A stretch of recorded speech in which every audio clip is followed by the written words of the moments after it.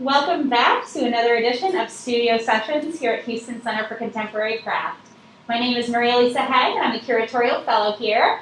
And I'm joined today by ceramist Abbie Preston Edmonson in her studio. Thanks so much for having us tonight, Abbie. Oh, thanks for coming. Yeah. Hello. So for those of you who aren't familiar with our studio sessions, or if it's your first time tuning in, first of all, welcome. We're so glad you're here.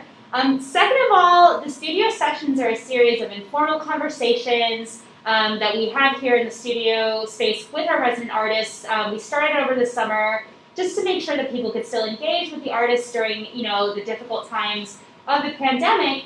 But now that we're starting to be more open, we hope that the studio sessions are a way for you to get excited about coming to the center and actually engaging with some of the artists who are here, like Abbie, and actually, coming to talk to them and seeing some of the artwork that they have out in the resident artist hallway, which you won't get to see today. So just wanted to lead off by saying, do come, do see our artists, see their work in the hallway, but hopefully this will be a good introduction to you, to Abbie and her work. Yeah, cool. So I want to start by saying, first of all, thank you, Catherine and Blaze, for being our loyal and dedicated tech helpers, moderating the chat and helping us make sure everything runs smoothly. We really appreciate y'all.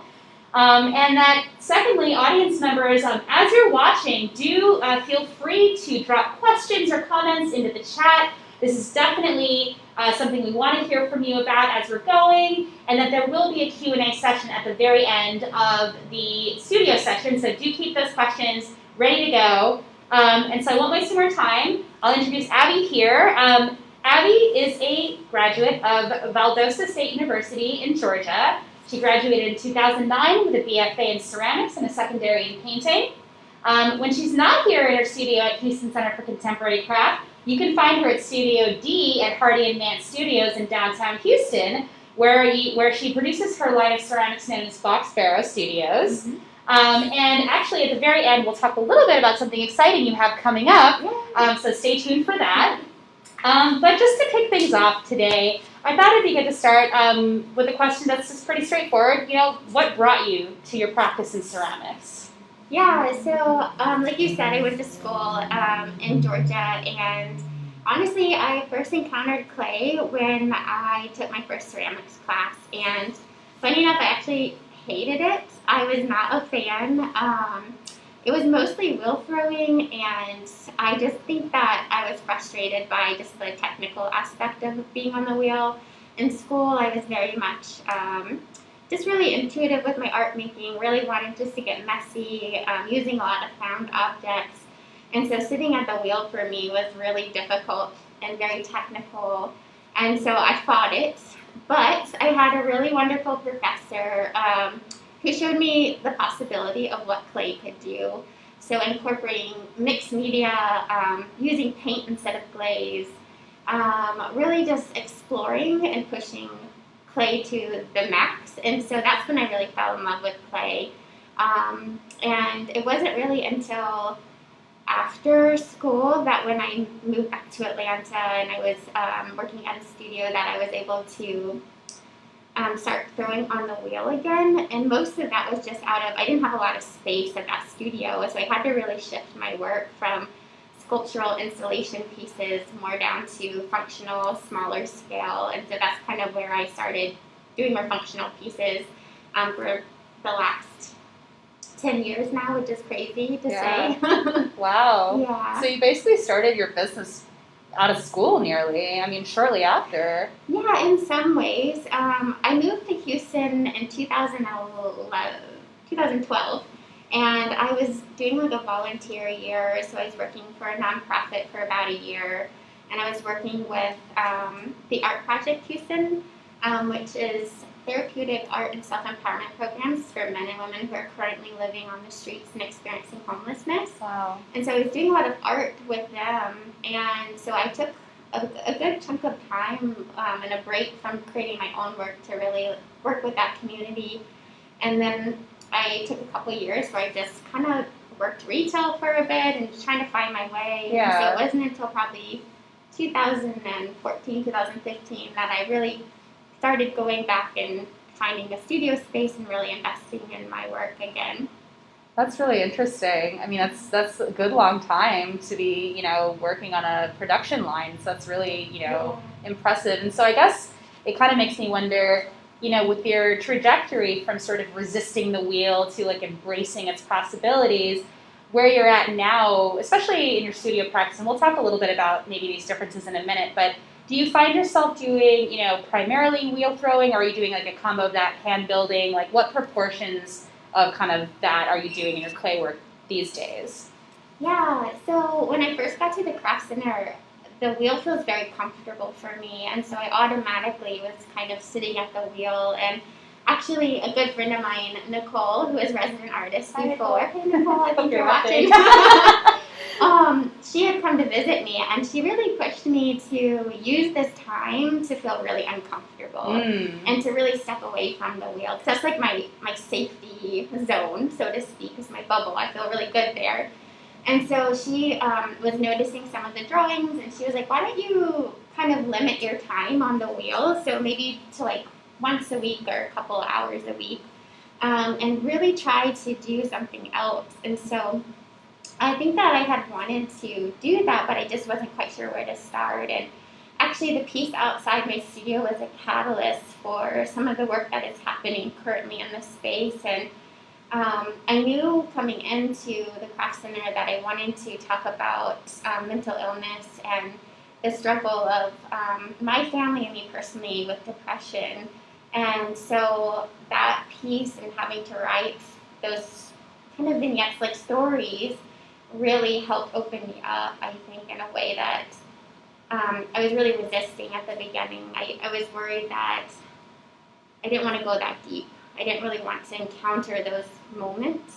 But what I found is that it's become really cathartic in ways and really healing, and has really helped within my creative process.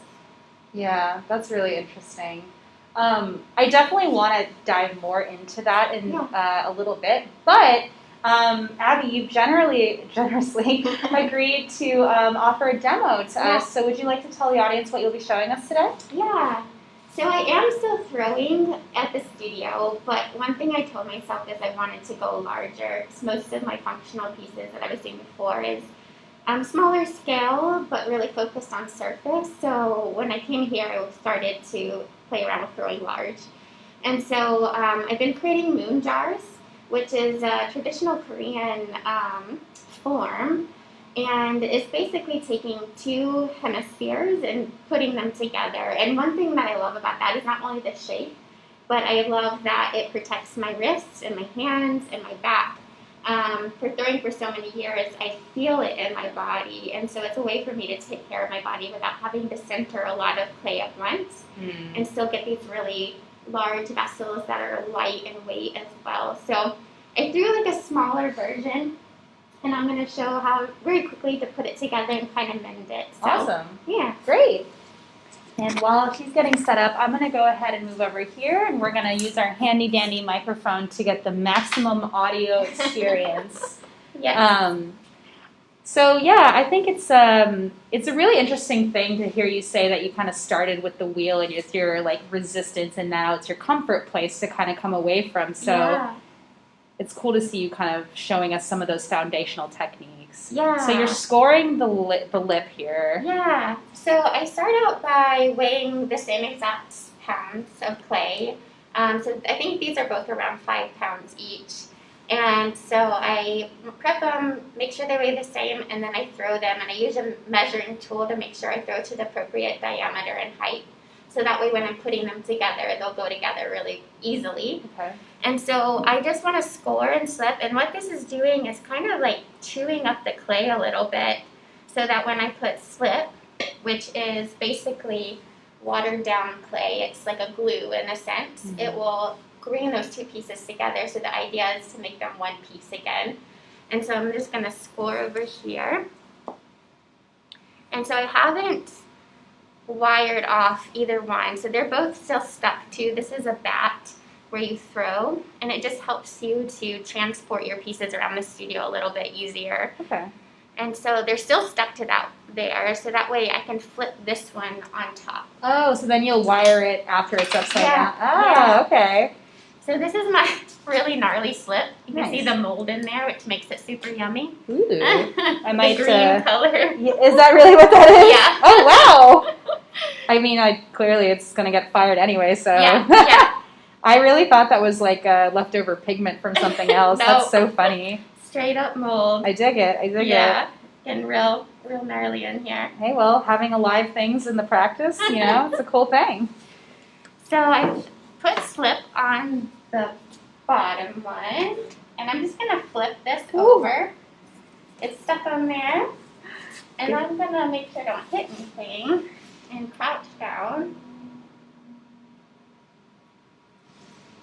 And you can see, That's a nice seam. yeah, you're just going to make sure that they fit on there really well. So I'm going to tap just a little bit, give it a little wiggle, and then I'm going to wire it off. So I'm going to get it as taut as possible, as tight and taut, and I'm going to slide all the way up.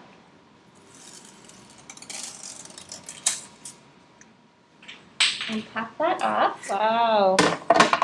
And this still has the bottom on here, but I'm actually going to cut into that using my needle tool. That way I can get my hand on the inside. Okay, so And you're I can- guiding. Yeah, start to kind of mend it together even more. I'm trying not to let this fall in there. I'm trying to catch it before it goes, but I might not be so lucky. There we go.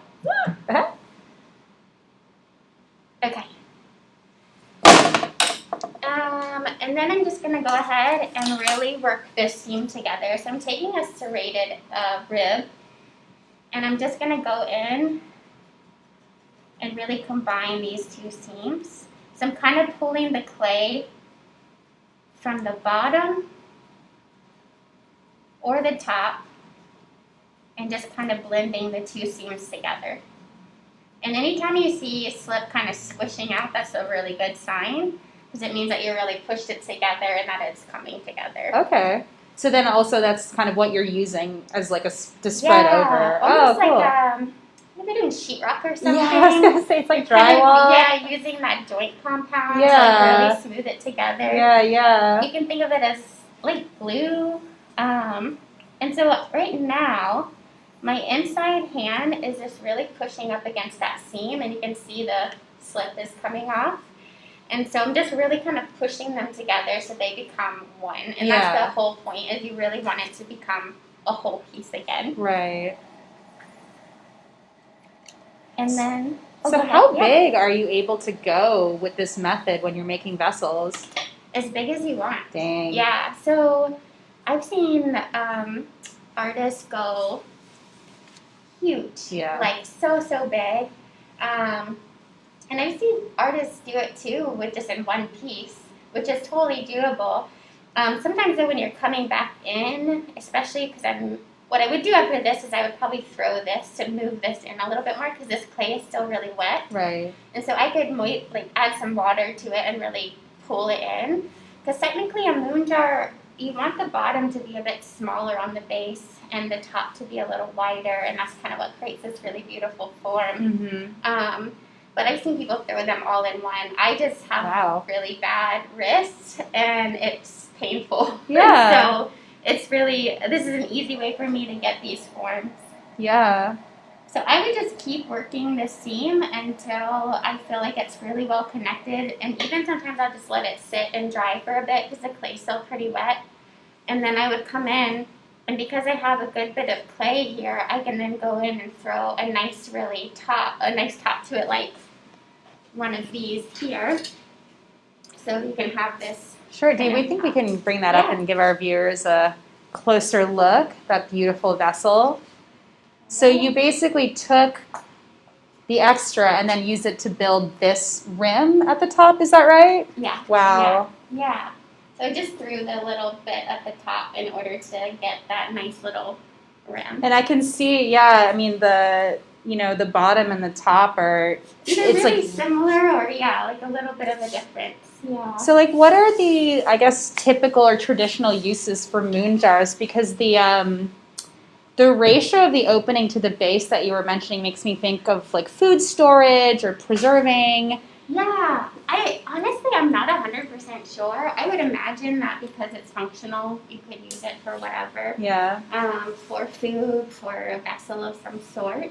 I know that it's called a moon jar because of the shape and because of the color palette that was used was kind of like this milky white, so that was really reflective of like the moon. Yeah. And so like a luminous kind of quality to the glaze. Yeah, and I was really drawn to this shape because of the idea of the moon and a lot of the work that I'm doing, and this idea of how we wax and we wane, and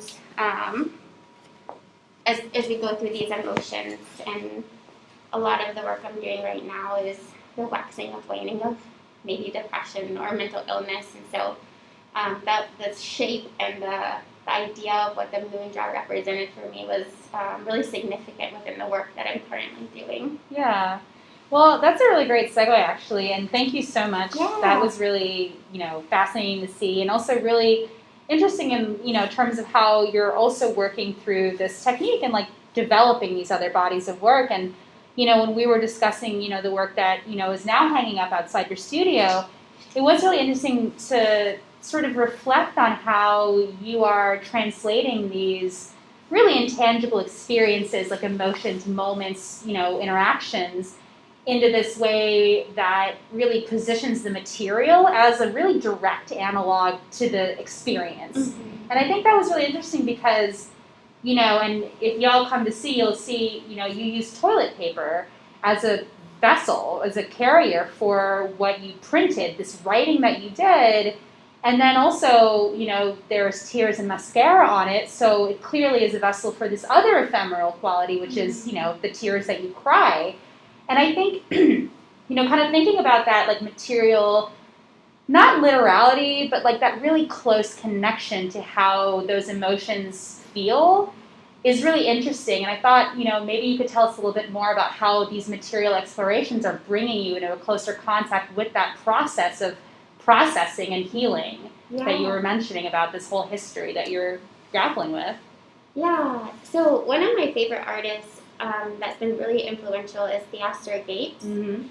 And he has this really beautiful moment in one of his interviews where he talks about, because he started with clay and he was a potter, and then he's done these magnificent, like, extraordinary things from that. Yeah. And he talks about how clay is, when he thinks about it abstractly, he's able to think about vessel in a new and abstract way. And so then, abstract or a vessel takes up space. So then how can I look at space? And I think that's really interesting to me, especially with, like, the toilet paper, how you've interpreted too, like, this vessel, which I really love because it is holding a lot of these memories. And I think during my time here, I've realized how important material is in my practice.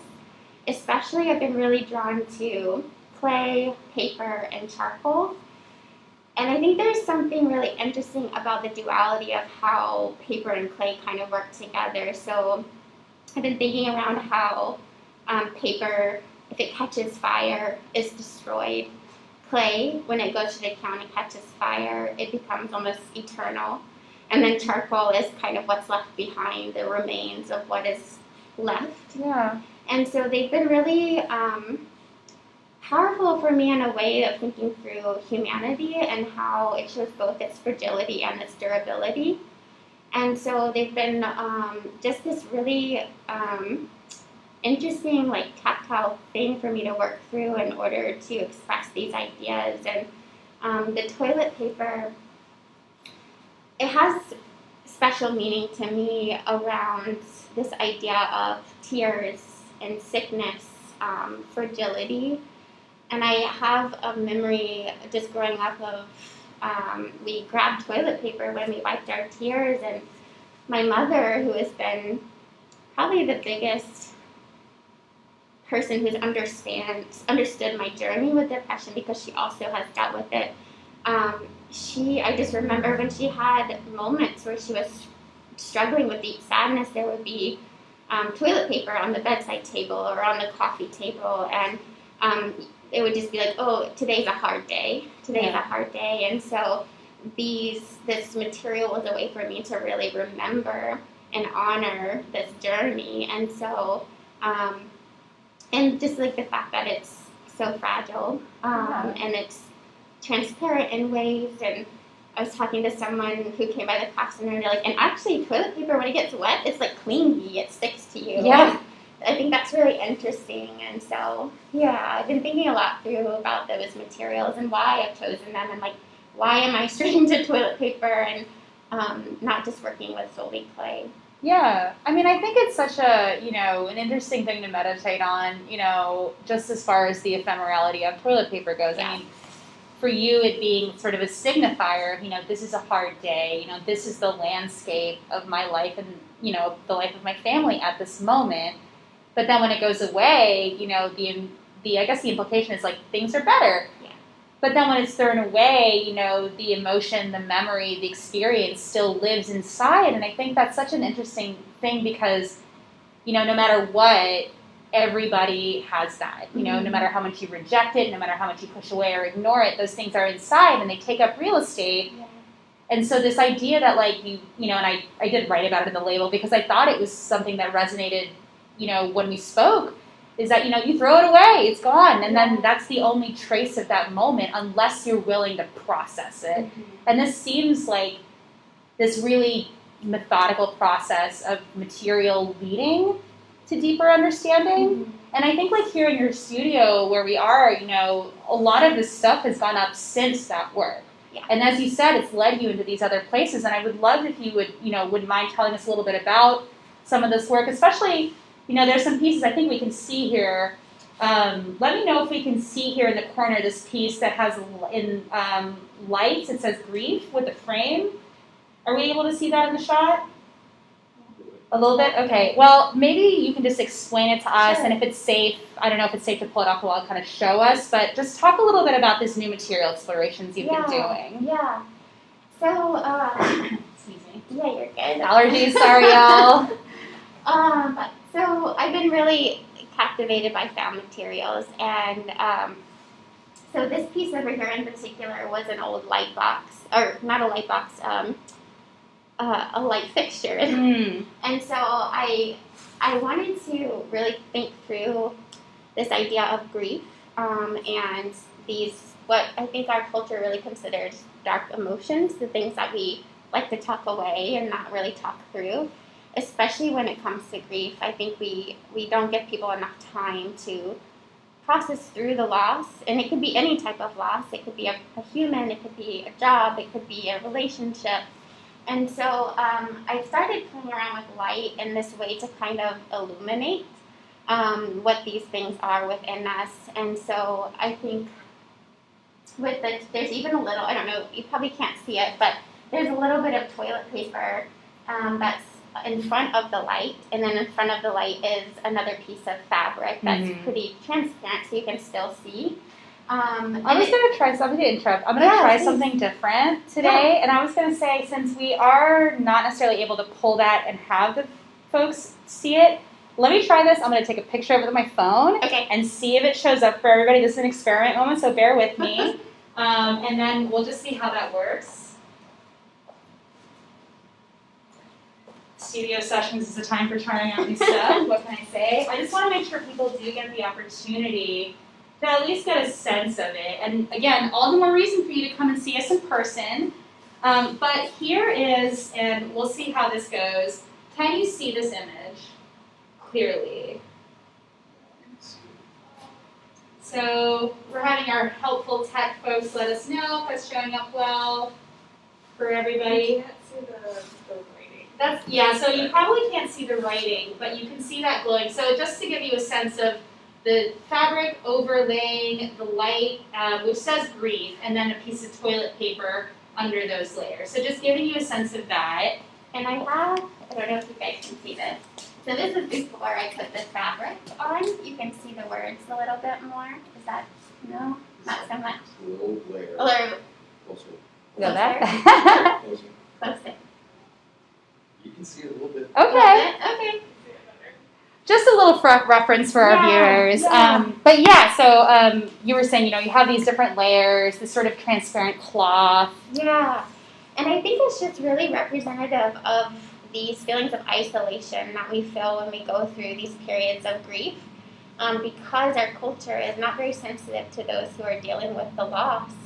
We're really good at learning how to acquire objects and things, or even, emotions or whatever it might be, but we haven't learned really well how to let go of them or how to process through them. And so I wanted to create this image that was just representative of these layers of feeling distant and isolated and alone, but the light to be able to pierce through and really see this grief and to illuminate what we consider so uncomfortable. I think it's a very interesting juxtaposition too, because what it also does when I look at it, to me, it makes me really reflect on how grief is such a conspicuous state of being to a certain extent. The people around you know when you're in a state of grief because it's, not always, but often enough brought on by a really big event. And yet, there is that isolation where there's this thing where the grief is so much that people can't really touch you or they don't know how. Yeah. And so it's that combination of isolation in your own feeling and then isolation from a society that really, cannot reach out to you in the way that you need. Yeah, I think we are so good at saying the wrong thing and to not be able to just be in the presence of someone. Mm-hmm. And I think some of the times where I've experienced such great loss, the memories I have most vividly are those who just came and were with me and were present. And I think so much we just want to fix, and our culture especially wants to fix and move on and get past it. And so for us just to stand in front of something like this and be present with it and allow it to kind of penetrate through our emotions, our feelings, and I think we don't allow space and time to do that. And I do think, though, this last year with COVID has really brought to mind our mortality, and we've had to deal with grief in a whole new way, and a way that we've never had to. And so I think that a lot of people are probably feeling these things and not maybe even sure how to process or haven't even started to process them. Yeah, it really does make me think about this past year because I think, everybody's experience has been so unique, but one thing I feel like there has been this go, go, go, keep going, normalcy, normalcy, normalcy. And when you're trying to maintain, that's just not going to be something you can deal with. So I actually was thinking that, probably a lot of people haven't even begun. Yeah. And it's such a huge thing that, you're going to feel isolated. I just think that it's really interesting how, you are taking these concepts and just literally illuminating them. Here you go. Mm-hmm. And I think as well as this conceptual sculptural work that's using illumination as a tool to literally do the thing that you want to do, your mark making and your drawing is kind of also harnessing this emotional energy. And, I like to draw a lot, so I really feel from my own experiences drawing the energy that you're putting into these charcoal works. And so I just thought, maybe you could talk a little bit about that. And, I love the connection that you gave us with the charcoal as an after product of burning, but maybe you could talk a little bit as well about how that experience of working in the material feeds the emotional content of these drawings when it's there. Yeah. Drawing and painting have always been a release for me. So clay, like I said, I feel I get very a perfectionist when I'm working with clay. I get very technical. I want it to be just so. And so for me, painting and drawing is a way for me to release and to lose control a little bit, get out of my head. And so a lot of this work that I'm doing right now, although very heavy and cathartic, I need something else to really move my mind out of that space. Some kind of, how do I want to say it, free space, I guess, in order just to process through. And I'm finding a lot of times I'm hitting this roadblock where I don't even know what I'm trying to say or what I'm trying to feel. And so it's a way for me to really let it out onto the paper. And so it becomes very intuitive, very gestural, very instinctual. And so one of the pieces outside is called Charcoal Groans. And it's this idea of when words can no longer suffice and no longer have a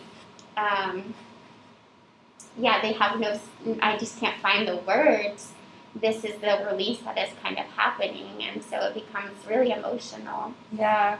I think it's such a great word to use, too, because there's such a rich, panoply of different sounds that convey, like, meaning beyond words. Like you said, no words can describe it, and yet it's such a richly evocative noise. Mm-hmm. But those are so unique to each person, and so encountering that piece, it's like, what is the sound in your mind? Because it almost is the sound you hear maybe reflects what your unspoken emotional utteration might be. Yeah. And so I think that's a really cool way to connect, again, that like very direct, not literality, but that direct analogy of these like raw emotional states with a very, very like engaging visual representation.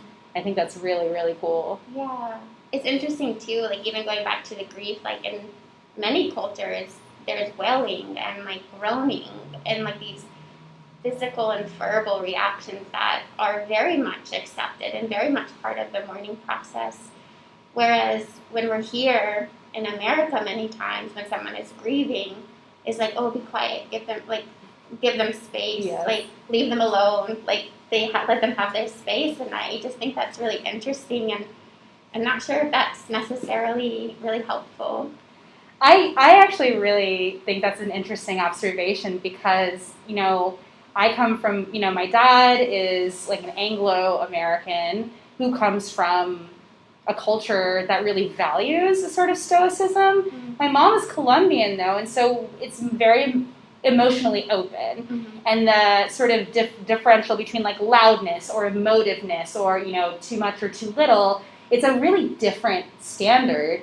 And I think it's healthier to be louder, but we're really penalized for it in this society. I mean, not only in terms of grief, but like any unpleasant emotion. I mean, particularly speaking as like female-identified individuals, that's a whole other thing. But there is a very strong vein of like, get on with it. That's not helpful. Yeah. And like just to like even go back to the piece outside, like I've always been, I feel things really deeply since I was a child. Like I could see, I don't know what it could be. It could be anything, and I could tear up. And I've always been very sensitive in that way. And for a long time, like I was really embarrassed by that. Like I didn't want the tears to start welling up in my eyes, but I couldn't avoid it. And so there's one of the toilet paper pieces at the end talks about I'd have a beautiful garden if I was given a seed for every time I was told I was too sensitive. And like and I've been having to really work through that and see tears as not like this thing to be embarrassed of, but this thing for almost to be celebrated, because it makes me have empathy and it makes me see. And there's this really beautiful quote, and I just forgot his name. The first name is Oscar, but he was a priest, and he talks about there's only certain things that you can be seen with the eyes that have cried.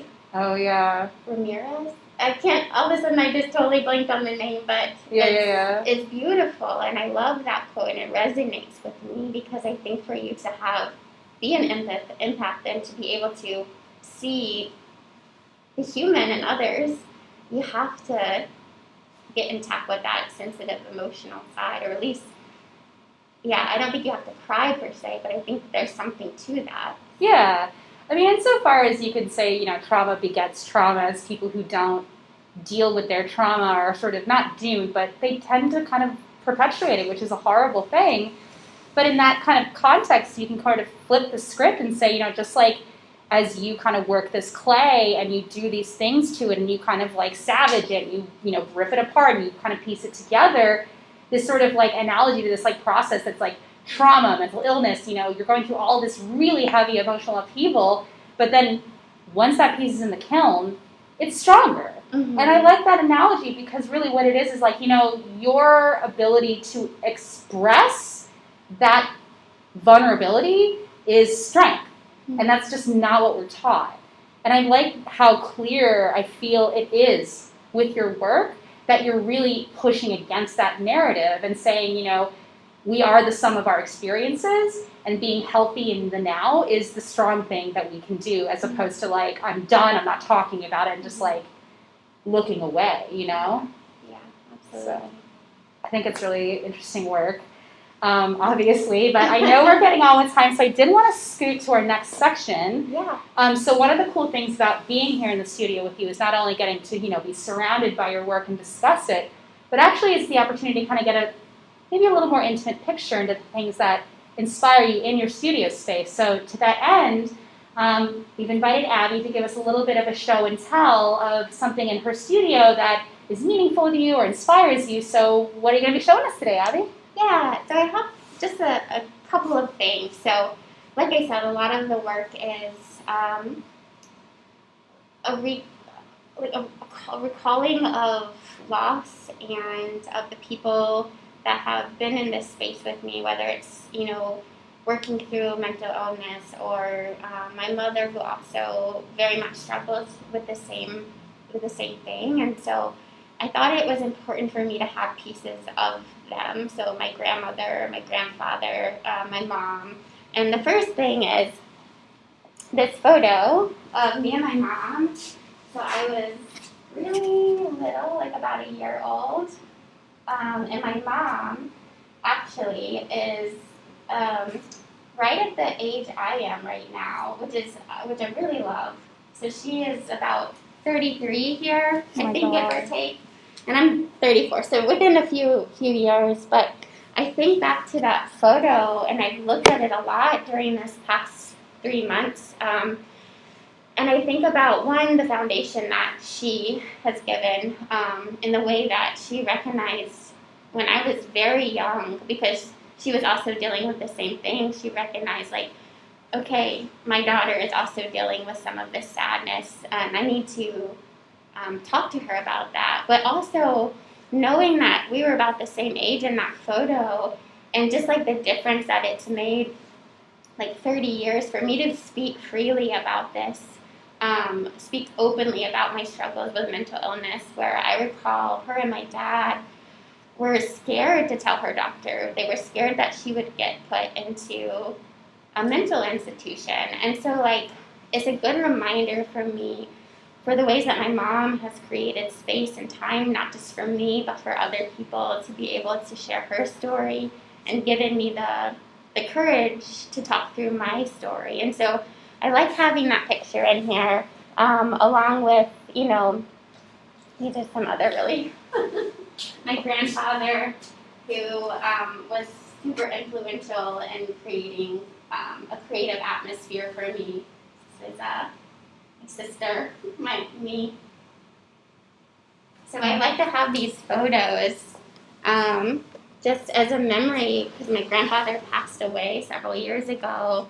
I've lost all my grandparents at this point. And then this is my grandmother's sewing kit, which I was gifted to from my mother. And she passed, I think, just 6 years ago this past month, or this upcoming month. I can't remember if it's April or May.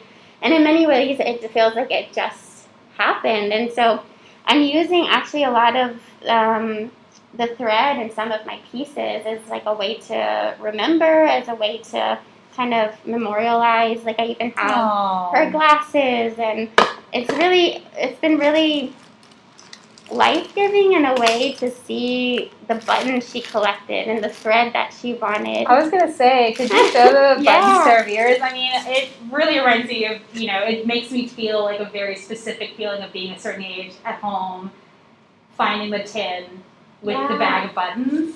Yeah. And I think that's really special to kind of have those and incorporate them into your work over time. Yeah, and like, it's funny, like, even little buttons, I'm like, I remember being on like pieces of her clothing, which is really, really, really lovely to think back through.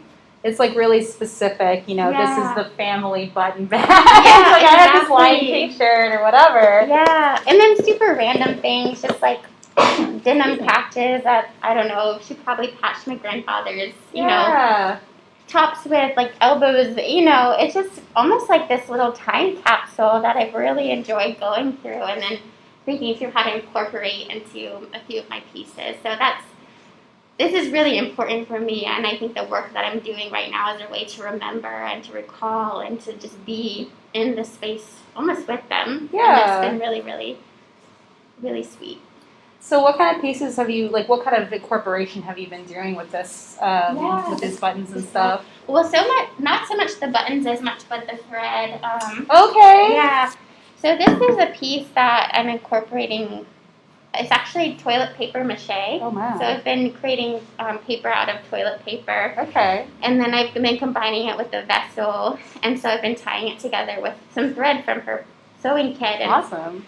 it's, again, that kind of duality of what happens if, they were to burn. One becomes, whole and lasts for thousands of years, while one instantly is destroyed, and just like this representation of fragility and durability and what that means for us.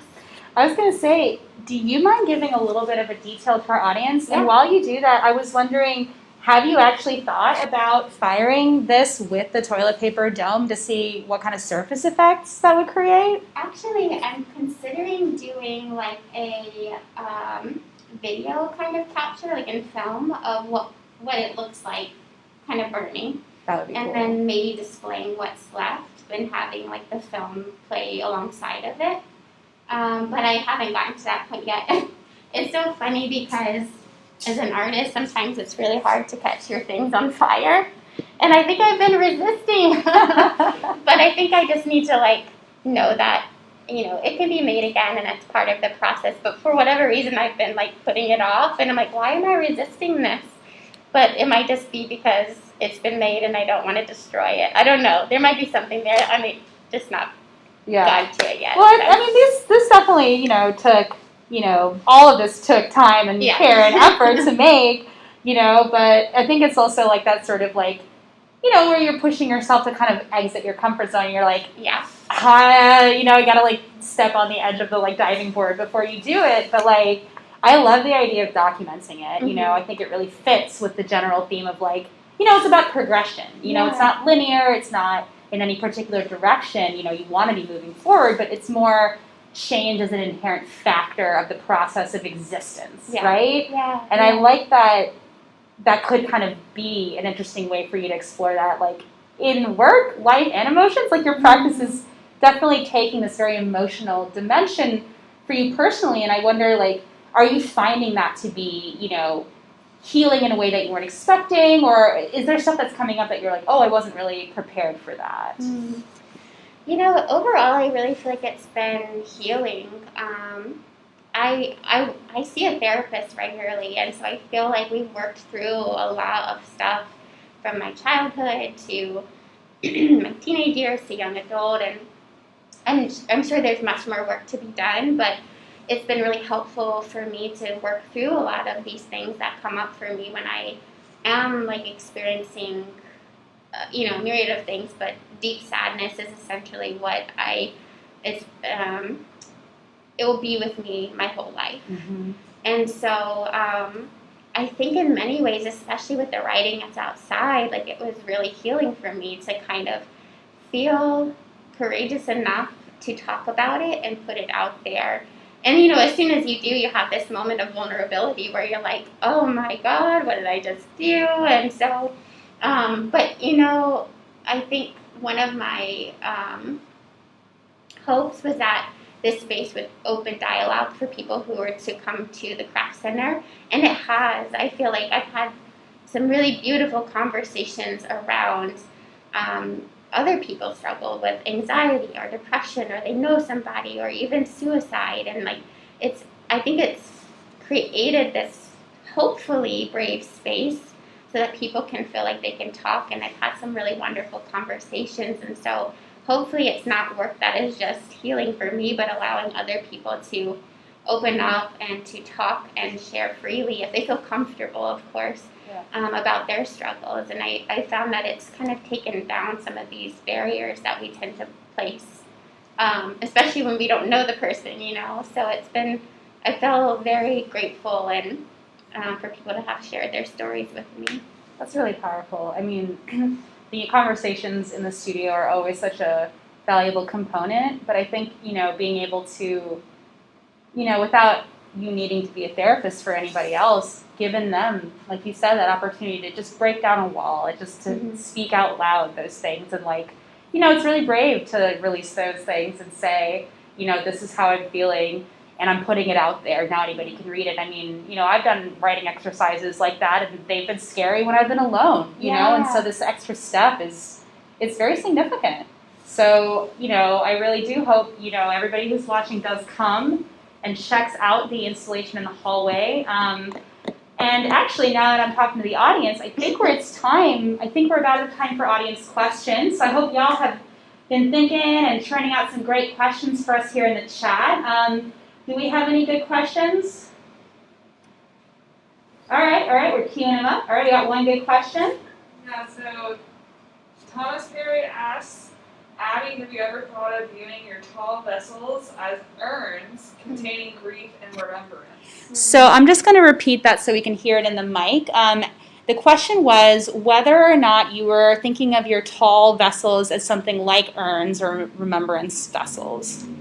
Yeah, I think maybe even subconsciously, I think when we first spoke, I talked about something about like a mourning jar or vessel, and so yes, I think especially with the shape of them, they do kind of lend to like this urn shape, and so yeah, and I think I would love to sit more with that, honestly, because I think it was in the back of my mind.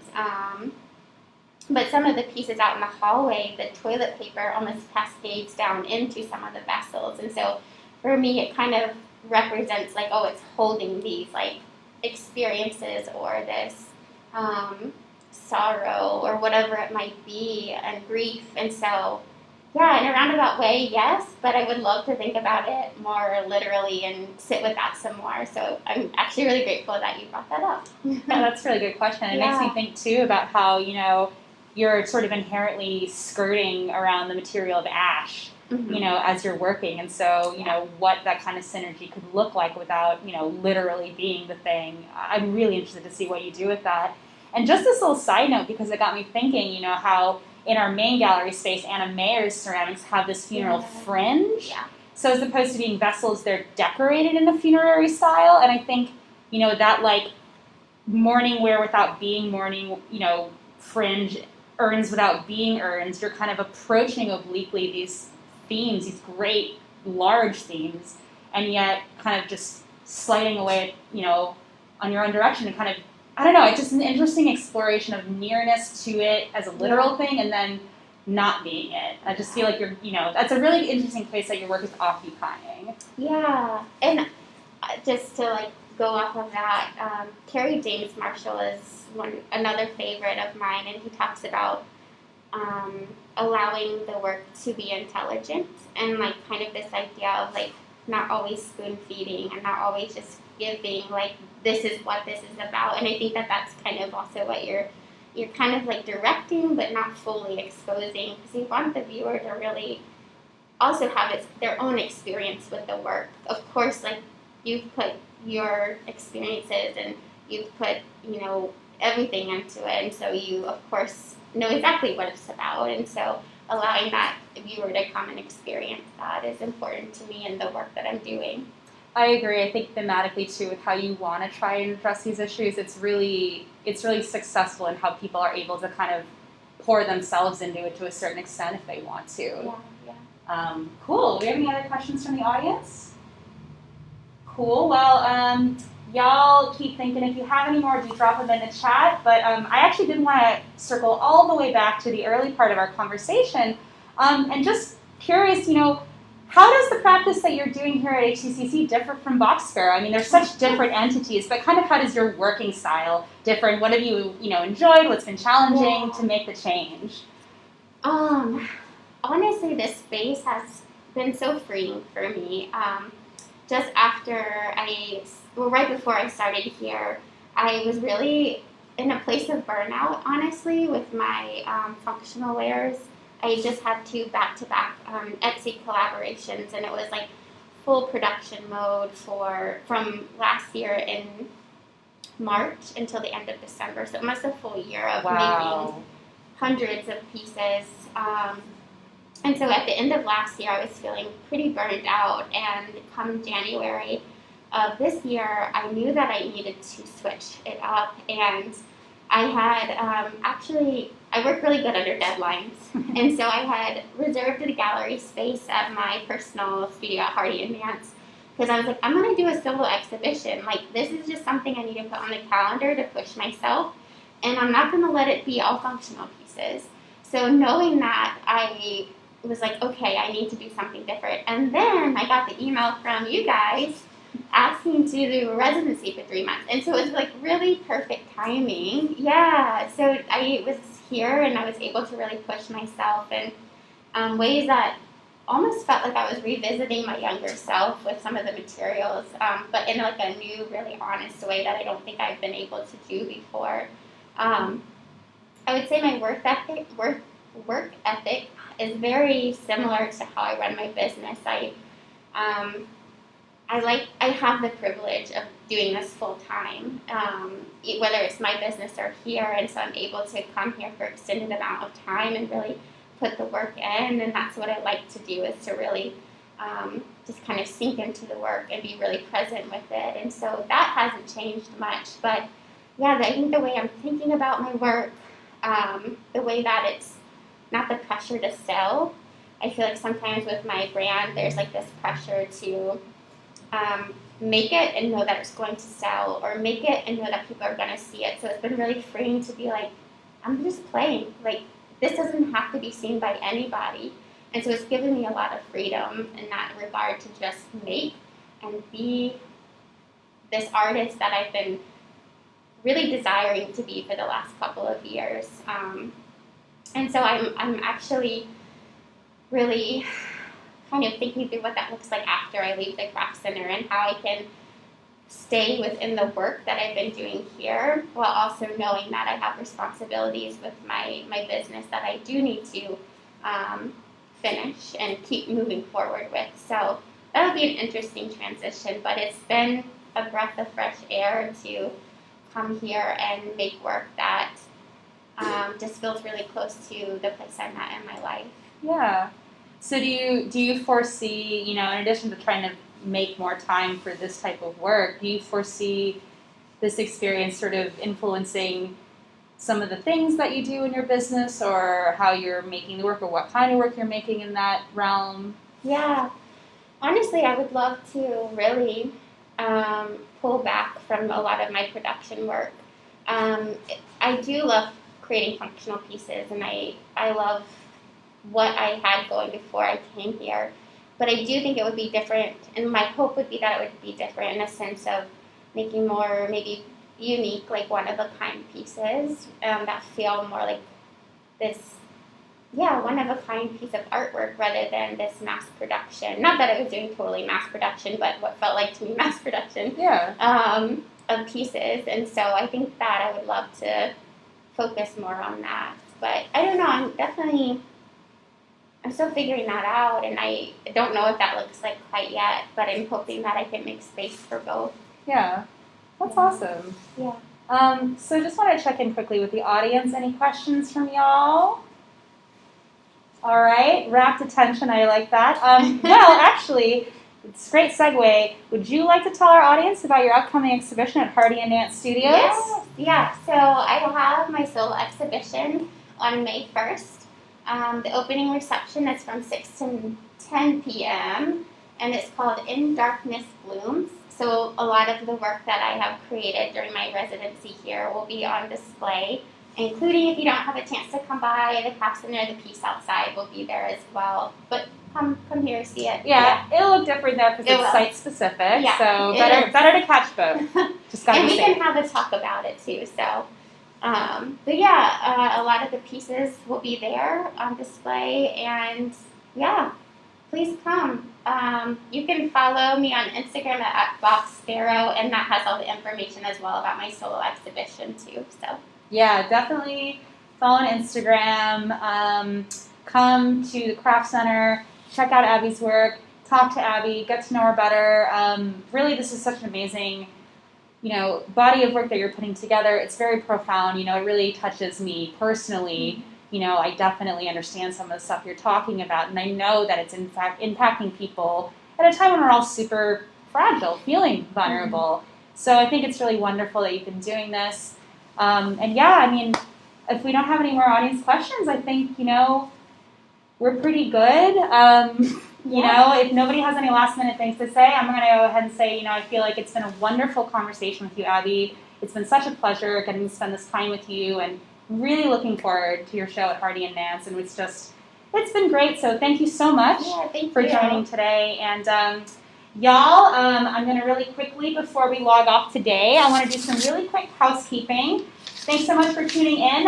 If you do want to get to know some more things that are happening at Houston Center for Contemporary Craft, let me let you know what's going on. So it's Abbie Palooza this week. This is the kickoff, but if you'd like, you can join us for your artist talk is on, so Abbie's doing, and Hong Hong, our other resident artists, have an artist talk on Saturday, April the 17th at 3 p.m.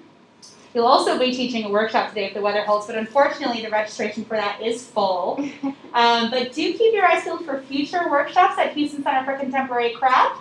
This is going to be our first in-person outdoor workshop, so hopefully, we'll be able to try and do more things like that, so keep your eyes peeled, but that should be really fun. Yeah. So then on Thursday, April 22nd at 1, we're going to be hosting our latest edition of Craft Chats, which are lunchtime informal presentations about the exhibitions on view. This edition on the 22nd will feature our curator, Catherine Hall, who will be exploring alternative firing processes in the work of James Watkins and Anna Mayer. Definitely tune into that on our Facebook Live. And then on the same day, on Thursday the 22nd, we are delighted to be hosting our Crafting a Legacy 2021 fundraising event. It is a virtual fundraising event featuring curator, author, and historian Glenn Adamson. It's very exciting. Glenn is an amazing scholar, an amazing speaker. It's definitely going to be a really exciting event. If you do want to purchase tickets for the event, go to crafthouston.org. You can check out all the different ticket options. We would love to see you there. Support the arts all the time, but this is definitely going to have an extra special benefit for anyone who's going to come because, like I said, Glenn is a fantastic speaker. And finally, we rely on the support of our community to keep doing the things that we're doing. So if you enjoyed this evening's program and any of the other programming that we have been doing at HCCC, please consider going to our website and supporting us by making a donation, which you can do by going to the support menu at crafthouston.org or by texting the word craft to 41444. And I think that's about it. So thanks again, Abbie. It's been such a pleasure. Thank you. Really looking forward to what you got coming next. And we look forward to seeing you guys here next craft time. Same craft time, same craft channel. Okay, cut it.